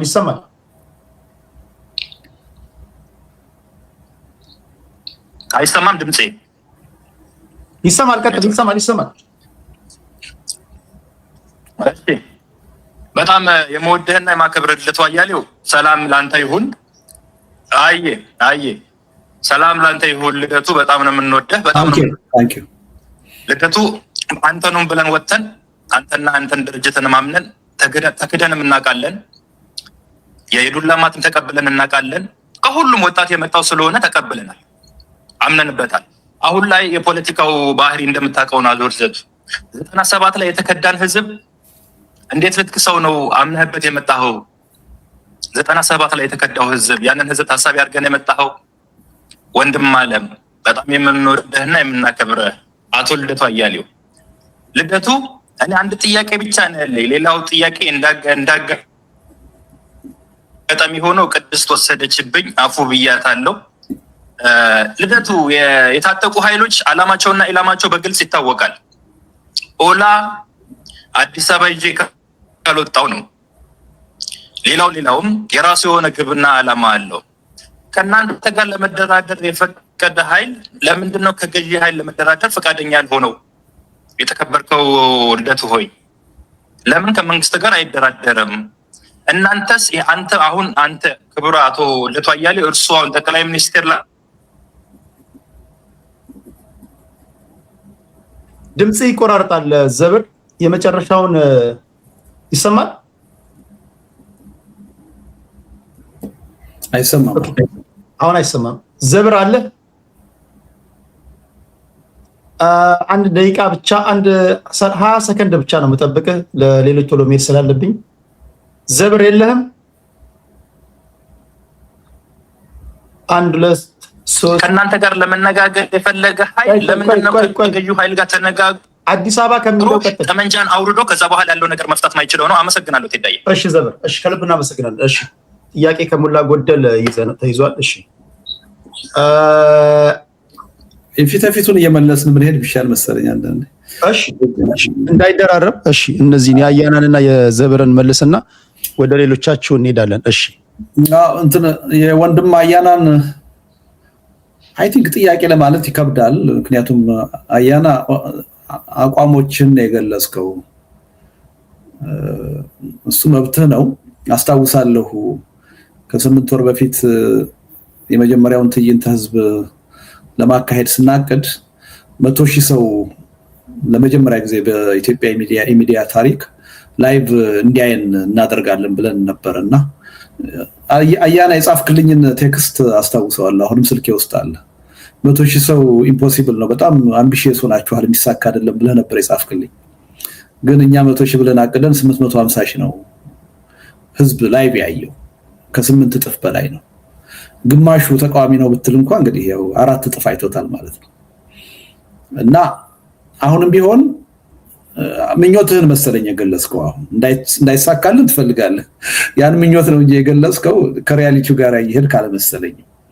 እና አንዳንዴ አይምሯችንን ትንሽ ከፈት አድርገን ለማዳመጥም አዳምጠን ደግሞ የሚገባውን አስተያየት ለመስጠት ብንሞክር ጥሩ ነው። አንድ እሱ ነው። እነዚህ ስሞች ባሉበት ብልሃል። አዎ ቅድም ተናግሬያለሁ። እኔ አልካድኩም። ብዙ መጥፎ ስም ያላቸው በብዙ ችግሮች፣ ጥፋቶች የተነካኩ ሰዎች በዙሪያችን አሉ ብያለሁ። ክጅ አይደለም እኔ የተነሳሁት። ግን በኢትዮጵያ ምድር በሚሊዮኖች ደም እጁ የጨቀየና የሚጠየቅ ሰው ከዶክተር አብይ በላይ ያለ አይመስለኝም። ብዙውን ጊዜ እንዲህ አይነት ጥያቄ የሚያነሱብን ሰዎች የዶክተር አብይ ደጋፊዎች ናቸው። የሚያሳዝነው ይሄ ነው። ግን እኛ ከሳቸውም ጋር ጭምር መወያየት እንፈልጋለን፣ መነጋገር እንፈልጋለን። ያን ቁጥር 1 ወንጀለኛ ናቸውና የሚሊዮን ህዝብ ደም በእጃቸው አለና ከሳቸው ጋር አይናችን ላፈር አላለም። ምክንያቱም በሆደ ሰፊነት የሀገርን ጉዳይ በኃላፊነት ስሜት ነው የምናየው። ስለዚህ በዙሪያችን እንደዛ አይነት ሰዎች ቢኖሩ ሰዋት ቅድም እኮ ተናገር በሽግግር ጊዜ ለመዳኘት ለመጠየቅ ዝግጁ ነን ብለናል። ከዛ ውጭ ምን ልናደርግ እንችላለን? እና አንደኛ ነገሩን በዛ መልኩ ብናየው ጥሩ ነው። ቤተመንግስት ያለውን በ5 ዓመት ጊዜ ውስጥ በኢትዮጵያ ታሪክ ታይቶ የማይታወቅ እልቂትን ያካሄደውን የጠላት ጦር ሳይቀር የጎረቤት ሀገር የጠላት ጦር ጋብዞ ራሱ በሚያስተዳድረው ሉዓላዊ መሬት ራሱ የሚያስተዳድረውን ህዝብ ያስጨፈጨፈ መንግስት የሚደግፉ ሰዎች ናቸው አሁን እንደዚህ የሚሉት። ሞራሊም ትክክል አይደለም። ስለዚህ ነገሮችን ትንሽ ሰከን ብለን በሐቅ ለማየት ብንሞክር ጥሩ ይመስለኛል። ሌላው አያና የፖለቲካ ድርጅት አድርገህ ነው እኛን የቆጠርከን፣ ለስልጣን የምንወዳደር አድርገህ ነው የምታስበው። የሽግግር መንግስት ለማቋቋም እኛ የምናስብ አድርገህ ነው፣ የዛ አካል እኛ እንደሆነ አድርገህ ነው እያሰብክ ያለው። አላዳመጥከንም፣ ልትረዳንም አልሞከርክም። ምክንያቱም እናንተ ችግሩን የምታዩት ከስልጣን ጥያቄ አንጻር ነው። ስልጣናችን ሊቀማ ነው የሚሉ ሰዎችን ነው የምትሰሙት። እኛ የፖለቲካ ድርጅት አይደለም፣ ለፖለቲካ ስልጣን ማንወዳደር እያልን ያለነው። ለፖለቲካ ስልጣን የሚወዳደሩ ፓርቲዎች አሉ፣ ድርጅቶች አሉ አገር ውስጥ በሰላማዊ ትግል የሚያምኑ በትጥቅ ትግል የሚያምኑ። እነዚህ ኃይሎች በጋራ ጉዳያቸው መተባበር አለባቸው። ነገ ኢትዮጵያ ውስጥ በጋራ ሁሉን አቀፍ የሽግግር ሂደት ለማቋቋም መስማማት አለባቸው። እነዚህ ኃይሎች በኮመን አጀንዳ ወደ አንድነት እንዲመጡ ወደ ትብብር ፖለቲካ እንዲመጡ እገዛ እናደርጋለን። እኛ መድረክ እንፈጥራለን ነው እያልን ያለን። በምንም ተአምርኛ ለስልጣን እንወዳደራለን አላለም። ይሄን ትግሉን እኛ እንመራዋለን አላለም። አንመራውም። የመምራቱ ሚና አገር ቤት ያሉ ፓርቲዎች ድርጅቶች ሚና ነው ያለው። እኛ የመምራት መብትም የለንም፣ የማገዝ ግን መብት አለን፣ እድሉም አለን ነው እያልን ያለን። እና ከስልጣን ጋር ለምን አያይዘህ እንደምታየው አይገባኝም። ትክክል አይደለም አላልንም እኛ እንደዛ። ስለዚህ ስብስባችን አሁን የተፈጠረው የፖለቲካ ድርጅት አይደለም፣ ለፖለቲካ ስልጣን ለመወዳደር አይደለም። ሁለተኛ ማወቅ ያለብን በሶስት ነገር፣ ሽግግር መንግስት ሲባል ስልጣን ፈልጋችሁ ነው፣ ጦርነት ሲባል ስልጣን ፈልጋችሁ ነው። በነገራችን ላይ ምርጫ እንወዳደራለን የሚሉትንም ምርጫ ስልጣን ፈልጋችሁ ነው የሚባለው። የህዝብ ድምፅ ወይም ደግሞ ስልጣን በጠመንጃ ትግል አይገኝም። በአሁኑ ዘመን ስልጣን በሽግግር መንግስት አይገኝም። ስልጣን በህዝባዊ እምቢተኝነት በሰላማዊ አመፅም አይገኝም። ስልጣን በአንድ ነገር ብቻ ነው የሚገኘው፣ በምርጫ ብቻ ነው። የዛ አይነት ምርጫ ነው ኢትዮጵያ ውስጥ እንዲመጣ የምንፈልገው። አንድ የታጠቀ ኃይል ጉልበት አለኝ ብሎ ነገ ሌሎችን አሸንፎ ስልጣን ላይ እንዲወጣ አይደለም እኛ የምንፈልገው። በጠመንጃ ስልጣን መገኘት የለበትም ብለን ነው ምናምን። ወይም የኔ አይነት ሰው በሰላማዊ ትግል በህዝባዊ እምቢተኝነት የሚያምን ህዝቡን አነሳስቶ መንግስትን ገልብጦ እኔ ደምቼ እኔ ታግዬ ያመጣሁት ለውጥ ነው ብሎ ለስልጣን እንዲበቃ አይደለም ምንፈልገው። በሰላማዊ አመፅም ምርጫ ስልጣን አይገኝም፣ በትጥቅ ትግልም ስልጣን አይገኝም። ሽግግር መንግስትን በማቋቋም ስልጣን አይገኝም። ሽግግር መንግስት ጊዜያዊ ነገር ነው፣ መሸጋገሪያ ነው። የህዝብ ስልጣንን ለመረከብ የሚያስችል ምቹ ሁኔታ ለመፍጠር የሚታለፍ ሂደት ነው እንጂ በራሱ የስልጣን ባለቤት አያደርግም። ግን ሁሉን ነገር ከስልጣን ጥያቄ ጋር ነው የምታያይዟት። ምክንያቱም እናንተ የብልጽግና ደጋፊዎች የስልጣን ጉዳይ ነው የሚያስጨንቃችሁ። እኛ እያስጨነቀን ያለው አሁን የስልጣን ጥያቄ አይደለም። እያስጨነቀን ያለው የሀገርና የህዝብ ህልውና ነው። የህዝብ ሰላም ማጣት፣ የህዝብ እልቂት ነው የሚያስጨንቅ አይደለም በጭራሽ። እኔ እድሜ ልኬን ለፖለቲካ ስልጣን ባልወዳደር ደንታ የለኝም፣ ምንም አምቢሽን የለኝም። ምንም ኢትዮጵያ ውስጥ በአንጻራዊነት የምርጫ ውድድር የሚካሄድበት የሀገሩ ሉዓላዊነት፣ ሰላም፣ አንድነት የተከበረበት ሁኔታ ቢኖር አንድ ቀን እኔን ፖለቲካ ውስጥ አታገኘኝም። የስልጣን አምቢሽን የለኝም። ግን በቀሪ ጊዜ በቀሪ እድሜ ኢትዮጵያ እንድትድን እንድትሻገር ከህልውና ጥፋት እንድትድን ማዋጣት የምችለው አንድ ጠጠር ካለ ብዬ ነው ደፋ ቀና የምለው። ሁልጊዜ ግን በመንግስት ዙሪያ ያሉ ሰዎች ጉዳዩን የሚያዩት ከስልጣን ጥያቄ አንጻር። ትልቁ ጥፋት ይሄ ነው። እና በዛ ደረጃ ባታየው ጥሩ ነው። እና የፖለቲካ ድርጅት እንዳልሆን ጥሩ ነው። ለፖለቲካ ድርጅቶች መቅረብ ያለበት ጥያቄ ነው ለእኔ ያቀረብከው። አሁን ሁለተኛው ወንድም ማን ነበር ስሙ ያለው ወንድሜ ከይቅርታ ጋር ዘበር 97ን አንስተሃል። ሁልጊዜ አንዳንድ ሰዎች የሀሳብ ሙግት ሲያጥራቸው እኔን በሚመለከት ወደ 97 ምርጫ ነው የሚሄዱት። 20 ዓመት ሆኖታል እኮ ያን የተወለደ ልጅ አሁን ኮሌጅ ገብቷል። እና ይገርመኛል በሀሳብ አንዳንድ ጊዜ ሰዎች አቅም ሲያጥራቸው 97 ይላሉ። ግን 97 ሂሳብና አወራርድ ካል 97 ህዝቡን የካዱት ሰዎች ዛሬ ብልጽግና ጓዳ ውስጥ ነው ያሉት፣ ሚኒስተር ሆነዋል። ህዝቡን መካስ ካለባቸው እነሱ ናቸው መካስ ያለባቸው። ህዝብ የሰጣቸውን ድምፅ አናከብርም ብለው አንቀበልም ብለው ፓርላማ አንገባም ብለው አዲስ አበባን አንረከብም ብለው ኖ ህዝብ የሰጠንን ድምፅ ይዘን ፓርላማ እንግባ አዲስ አበባ እንረከብ ያልነውን ሰዎች ስም አጥፍተው ከህዝብ እንድንነጠል አድርገው መጨረሻ ላይ ሄደው ጥያቄያቸው የስልጣን ነው፣ የህዝብ ጥቅም አልነበረም፣ የብልጽግና ተሿሚ ነው የሆኑት። ስለዚህ ከነሱ ጥፋት ካጠፉት ሰዎች መካስ የምትፈልገው ነገር ካለ እነ ዶክተር ብርሃኑን ሄዶ መጠየቅ ነው፣ እኛን አይደለም። እኛ ትናንትም አቋማችን ያው ነው፣ ዛሬም አቋማችን ያው ነው። በቅንጅት ወቅት የኛ ሐሳብ ተሰምቶ ቢሆን ኖሮ ዛሬ ኢትዮጵያ ያለችበት አዙሪት ውስጥ አትገኝም ነበር። በምንም ተአምር የተለየች ኢትዮጵያ ነበር የምትሆነው።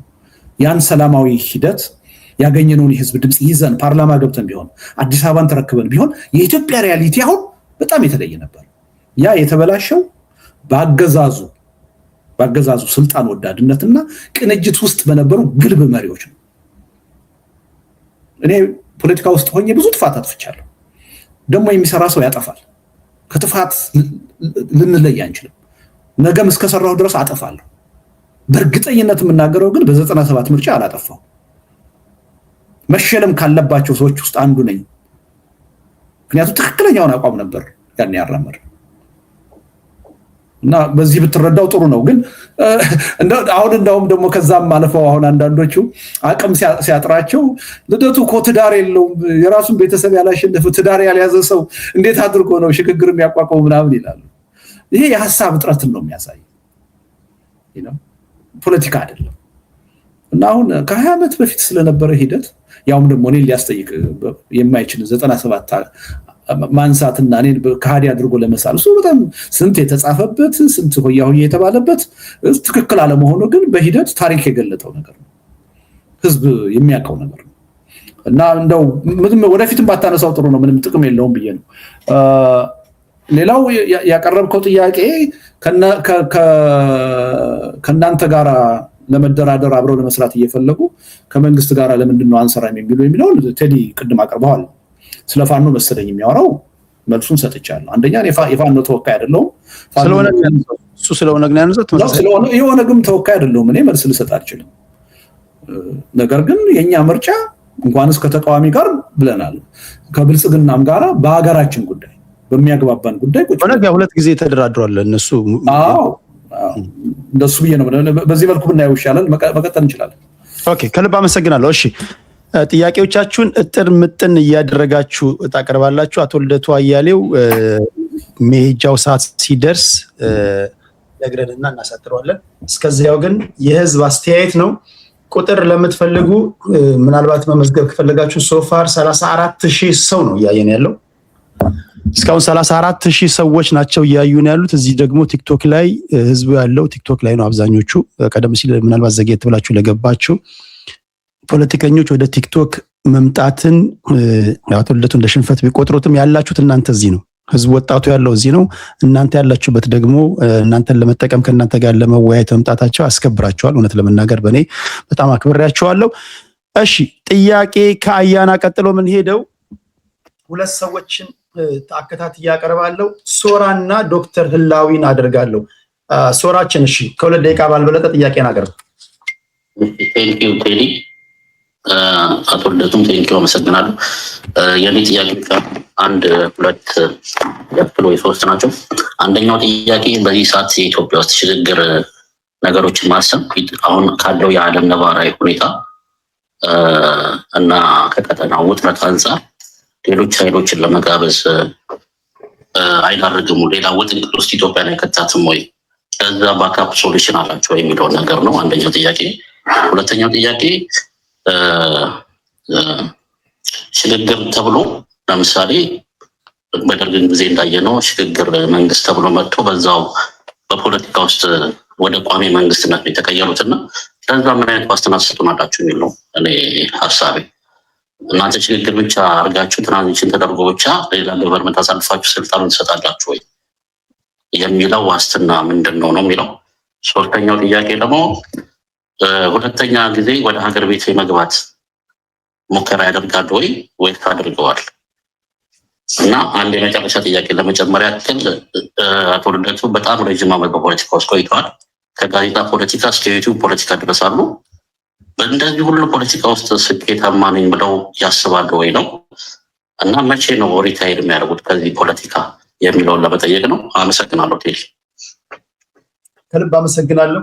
የሪታየር የማድረጉን ጉዳይ አቶ ልደቱ መልሰውታል። በማንኛውም ሰዓት ልትረከቡን ዝግጁ ከሆናችሁ እኔ የእናቴ አባቴ ርስት አይደለም ዘላለም አልቆይም፣ ግን መረከብ አለባችሁ ብሏል። ከሞላ ጎደል መሀል ላይ ያለውን ፖለቲካ የያዙት እሳቸው ናቸው የሚሉ ብዙ ድምጾች እንዳሉ መረሳት የለበትም። ስለዚህ ከተረከባችሁ ውጡልን ካላችሁ እኔ ለመውጣት ዝግጁ ነን ብሏል። በዛ ቢታለፍ። እሺ ሶራን አመሰግናለሁ። ሌሎች ጥያቄዎችን ይመልሳሉ አቶ ልደቱ። ከሶራ ቀጥሎ ወደ ዶክተር ህላዊ ይሄዳለሁ። እሰማለሁ። ቴንኪዩ ቴዲ፣ በጣም አመሰግናለሁ። በመጀመሪያ አቶ ልደቱ እጅግ በጣም አከብሮታለሁ።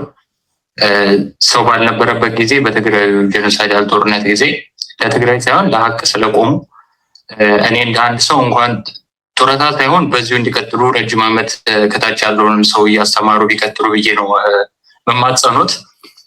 ወደ ጥያቄ ለመግባት የመጀመሪያው ጥያቄ አሁን ቅድም ሶራ ካለው ጋር ይገናኛል። አሁን ባለው የዓለማዊ ነባራዊ ሁኔታ አሁን ያለው መንግስት የኢትዮጵያ ኢንተረስት ብሎ የራሱን ኢንተረስት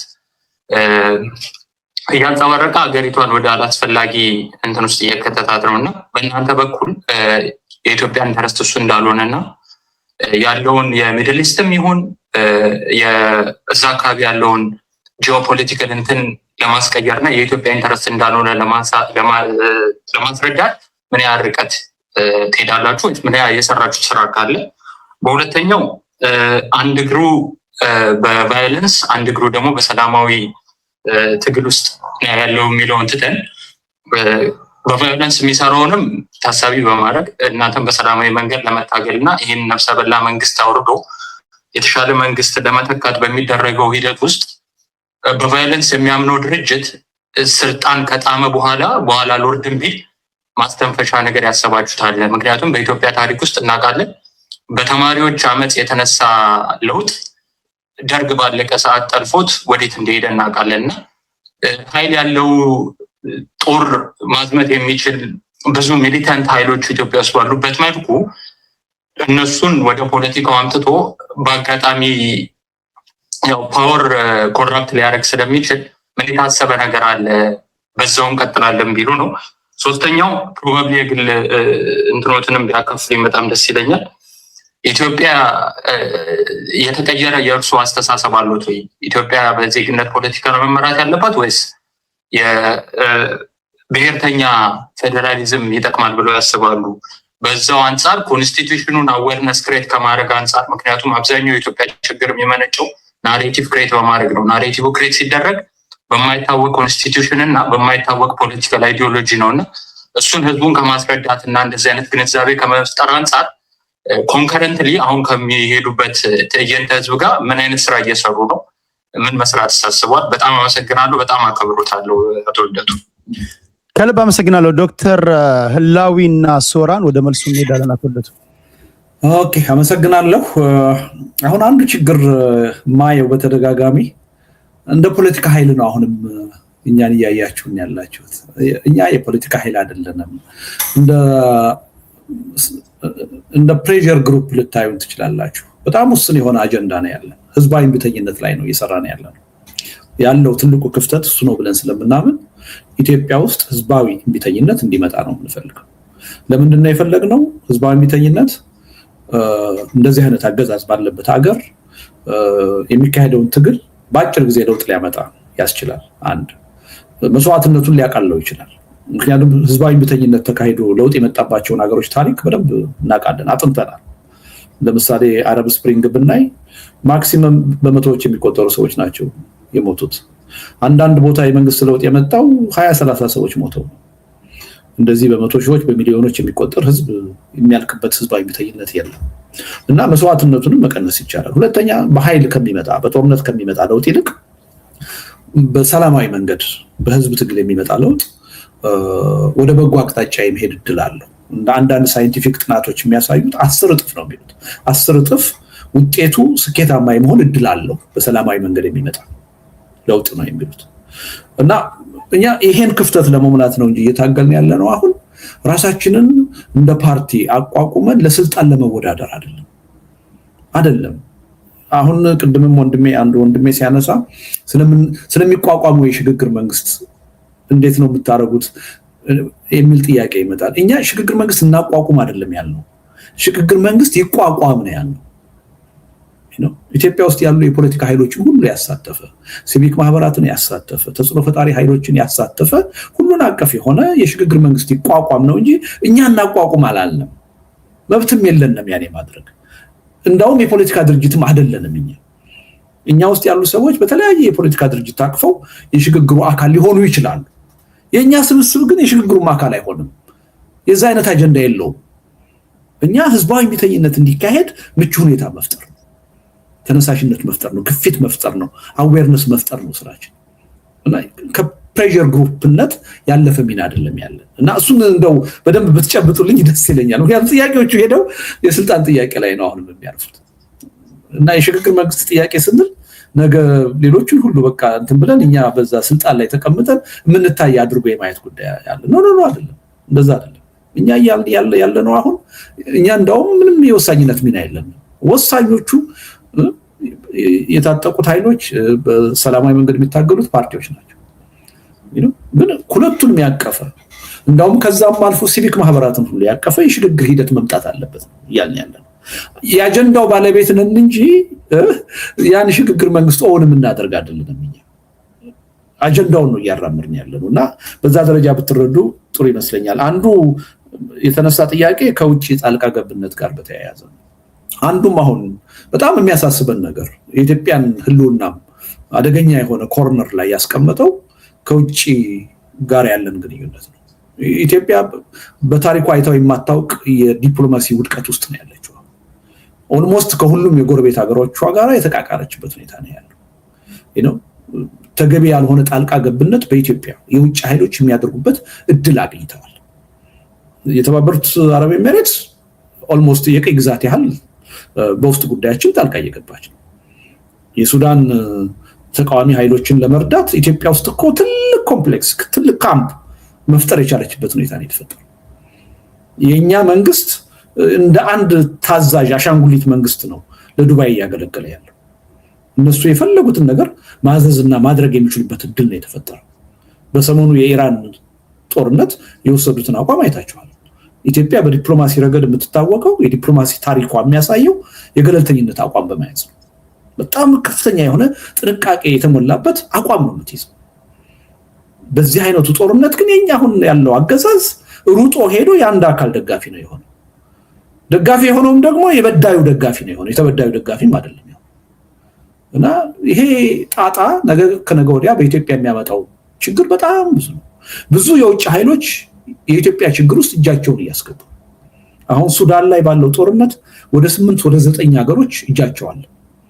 ኢትዮጵያ ውስጥ አሁን እየተደገሰው ያለ ጦርነት ነገ ከነገ ወዲያ ይሄ ሌላኛው ዙር ጦርነት ማለት ነው ካሉት ጦርነቶች በተጨማሪ አሁን ከሰሜን ኃይሎች ጋር ከኤርትራ ከትግራይ ጋር እየታሰበ ያለው ጦርነት ከፈነዳ እንደ ሱዳን 8 እና 9 አይደለም ሜቢ 12 13 ሀገሮች ጣልቃ ይገባሉ ኢትዮጵያ ውስጥ ከሱዳንም በባሰ። ያ ሁኔታ አይደለም የኢትዮጵያን ህልውና የአፍሪካ ቀንድን ህልውና የሚፈታተን ነው የሚሆነው እና የኛ ድክመት ከራሳችን ህልውና ማልፎ የአፍሪካ ቀንድን ስጋት ውስጥ የሚጥል ይሆናል። በ21ኛው ክፍለ ዘመን የአንድ ሀገር መሪ ተነስቶ የአንድ ሉዓላዊ ሀገር የባህር በር ወራለሁ የሚልበት ሀገር ነው በኃይል ይዛለሁ የሚልበት ሀገር ነው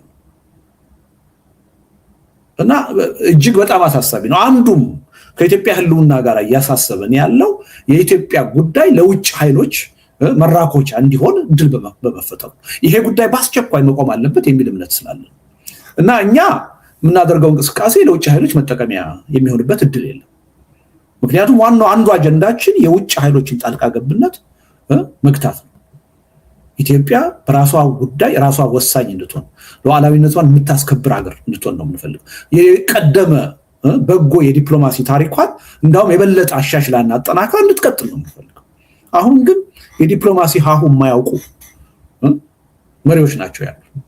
እስቲ ካን ኢማጂን የአንድ ሀገር መሪ ወጥቶ ሚድል ኢስት ክራይሲስ መጣ፣ ጦርነት መጣ ሲሉት ከዛ ጦርነት ውስጥ ጥቅም ፈልቅቀን ማውጣት አለብን ብሎ በአደባባይ የሚናገር በአደባባይ የሀገሪቱ ዲፕሎማሲ በቁጥር አንድ መምራት የሚገባው የሀገሪቱ ጠቅላይ ሚኒስትር ከዓለም ቀውስ ከአካባቢ ቀውስ ጥቅም አገኛለሁ ብሎ የሚያስብ መንግስት ነው ያለ። ኢትዮጵያ ግን የምትታወቀው ዓለምን በማረጋጋት ነው። ከኮንጎ ጀምሮ ከኮሪያ ጀምሮ የሰላም ኃይል በመሆን ነው የምትታወቀው። ቀዳሚ የሊግ ኦፍ ኔሽን የተባበሩት መንግስታት መስራች በመሆን ነው የምትታወቀው በቀዳሚነት ከማንኛውም አፍሪካ ሀገር። የአፍሪካ ህብረት መስራች በመሆን ነው የምትታወቀው። አሁን ግን ችግር ፈጣሪ በመሆን ነው እየታወቀች ያለች። ሌሎች አገሮች የፕሮክሲ የሚያካሂዱባት ጥቅማቸውን ለማስከበር የፈለጉትን የሚያደርጉባት አገር ነው የሆነችው እና ይሄን በጥንቃቄ ነው የምናየው ማለት ነው። ከሀገራችን ህልውና አንጻር እጅግ በጣም የተያያዘ ሴንሲቲቭ ኢሹ እንደሆነ እንረዳለን ማለት ነው። በዛ ደረጃ ያለው ድክመት ሪሊ ከህልውናችን ጋር የተያያዘ ጣጣ አምጥቷል ማለት ነው። ሌላው ሽግግር አሁንም ያው ሽግግር የሚባለው ነገር ይመጣል እና ስታቋቁሙ እኛ አይደለንም የምናቋቁመው የፖለቲካ ኃይሎቹ ናቸው። ግን አብሮ የተነሳ ጥያቄ አለ። ምን ዋስትና ትሰጡናላችሁ የሚል እኛ አይደለንም ራሱ አሁን በትግል ላይ ያሉት የፖለቲካ ኃይሎች ማንም ለማንም ዋስትና ሊሰጥ አይችልም። ይሄን ማወቅ አለባቸው። የሚሰጥ ዋስትና የለም። ዋስትናው የትግሉ ተሳታፊ መሆን ነው። ለሌሎች እድሉን አለመተው ነው። በዛ የትግል ሂደት ውስጥ ገብቶ መሳተፍ ነው። ነገሮች መስመር ሊስቱ ሲሉ አትችልም፣ ወደዛ መሄድ የለብህም፣ ጥቅሜን ይጎዳል፣ ይሄን ልታደርግ አትችልም። ይህን ማድረግ የሚቻለው በተሳትፎ ነው እንጂ ማንም የፖለቲካ ኃይል ስለወደፊቱ ጉዳይ ዋስትና ሊሰጥ አይችልም። ይሄ የፍርድ ቤት ጉዳይ አይደለም፣ የውልና ማስረጃ ጉዳይ አይደለም። ዋስትና የራስህን እድል በራስህ መወሰን ነው። ለራስህ ጉዳይ ታጋይ መሆን ነው። ዜጋ ሲባልም እንደሱ ከሌሎች የሚጠብቅ አይደለም። እንዴት ብሎ ማን ነው ዋስትና ሊሰጥ የሚችለው? ማንም ሊሰጥ አይችልም። እኔም ልሰጥህ አልችልም፣ ሌላውም አካል ሊሰጥ አይችልም።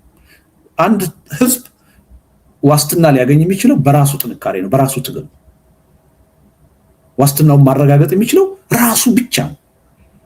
ያ ደግሞ የሚገኘው በትግል ተሳትፎ ነው። በዛ አንጻር ብታዩት ጥሩ ነው እና የሽግግር መንግስትን ሲባል ያለፉት ስህተቶችን እንዳይደግም በዋስትናነት እኛ የምናየው የሽግግር ጥያቄን ካሁኑ እንወያይበት። መንግስት ከወደቀ በኋላ አይደለም። ያለፉት ስህተቶች እንዳይደገሙ ምን አይነት ሽግግር ነው ማቋቋም የሚያስፈልገው? እንዴት ነው መቋቋም ነው ያለበት? እነማን ናቸው ሊያቋቁሙት የሚገባ? ያ የሽግግር ሂደት የሚፈጽማቸው ተግባራት ምንድን ናቸው? ምን ያህል ነው እድሜው የሚሆነው የሚለውን ነገር ካሁኑ ተነጋግረን መስማማት ላይ መድረስ አለብን።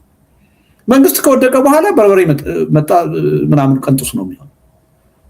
ይጠለፋል ትግሉ። መጠለፍ ብቻ አይደለም፣ ወይም ደግሞ ከአንድ አምባገነን ወደ ሌላ አምባገነን እንደበፊቱ መሸጋገር ብቻ አይደለም።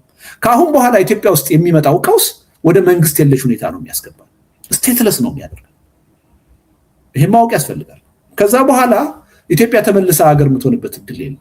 እንኳንስ አንድ ሀገር የመሆንና ከዛ ፍርስራሽ ውስጥ 2፣ 3፣ 4 መንግስታት የሚወጡበት እድል የለም። ምክንያቱም ሁሉም ከጎረቤቱ ጋር ጠብ ነው። ሁሉም ልክ እንደተለያየ ሀገር የደንበር ጥያቄ አለው፣ የመሬት ጥያቄ አለው። ብሔርና መሬትን ሰፍተነዋል፣ አያይዘነዋል።